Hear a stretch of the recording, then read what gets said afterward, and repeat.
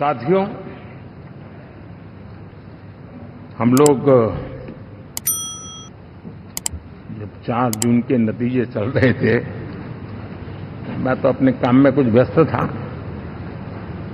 बाद में फोन आना शुरू हो गए, तो मैंने किसी को पूछा, यार ये तो ठीक है आंकड़े वांकड़े, तो मुझे ये बताओ कि ईवीएम जिंदा है कि मर गया?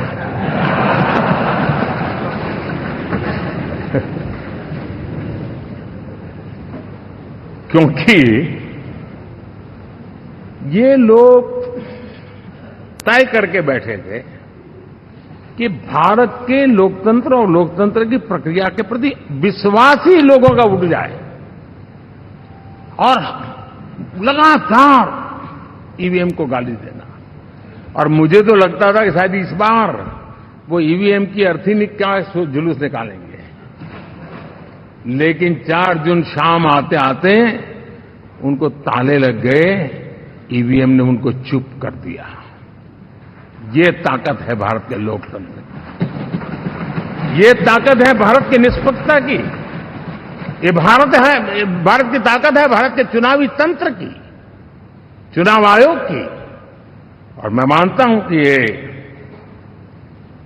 आशा करता हूं कि 5 साल तो अब ईवीएम शायद मुझे नहीं सुनाई देगा, लेकिन जब 29 में हम जाएंगे तो फिर से शायद ईवीएम को लेकर के नाचने की शुरुआत करेंगे, क्योंकि इनके सुधरने की संभावना बहुत कम है।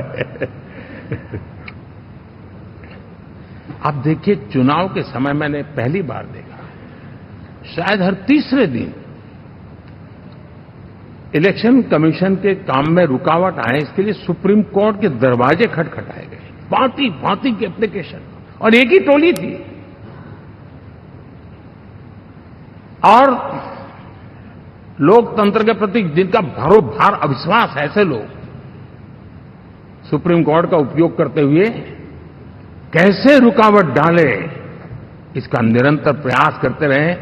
और चुनाव आयोग की ताकत का एक बड़ा हिस्सा अदालतों में इस पीक अवर्स में, चुनाव के पीक अवर्स में, यानी कितनी निराशा लेकर के ये लोग मैदान में आए थे कि उन्होंने पूरा हमला उसी इंस्टीट्यूट पे लगा दो, ताकि चुनाव के कोई भी परिणाम आए, हम दुनिया के सामने भारत को भी बदनाम कर लें। ये षड्यंत्र का हिस्सा था दोस्तों, और कभी भी देश उनको माफ नहीं करेगा। साथियों, इंडी गठबंधन वाले जब ईवीएम का विरोध करते हैं, तो मैं सिर्फ एक चुनाव के रूप में नहीं देख रहा। मैं मानता हूं ये लोग मन से पिछली शताब्दी के सोच वाले लोग हैं। वे टेक्नोलॉजी को हम महत्व न समझते हैं, न टेक्नोलॉजी स्वीकार करने को तैयार है।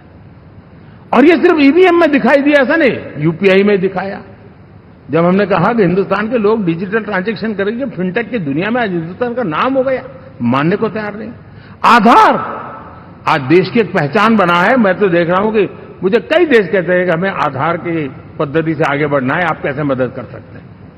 उस आधार को रोकने के लिए सुप्रीम कोर्ट में बार बार जाकर के परेशानियां पैदा की। यानी मूलतः ये प्रगति के विरोधी, आधुनिकता के विरोधी, टेक्नोलॉजी के विरोधी इंडी अलायंस हमने देखा है।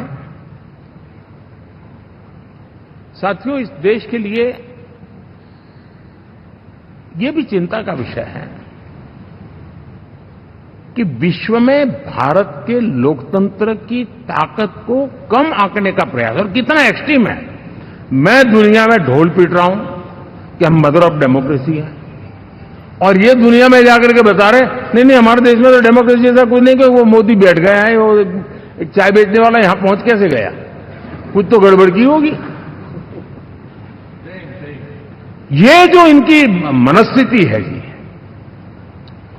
भारत के नागरिकों को चुनाव प्रक्रिया के प्रति अविश्वास पैदा करने का जो उनका षड्यंत्र है, मैं मानता हूं कि अब दुनिया भी भारत के लोकतंत्र की विविधता, विशालता, व्यापकता, गहनता, इन सबको भी जानने समझने के लिए आकर्षित होगी, ऐसे इस चुनाव के नतीजे में देख रहा हूं।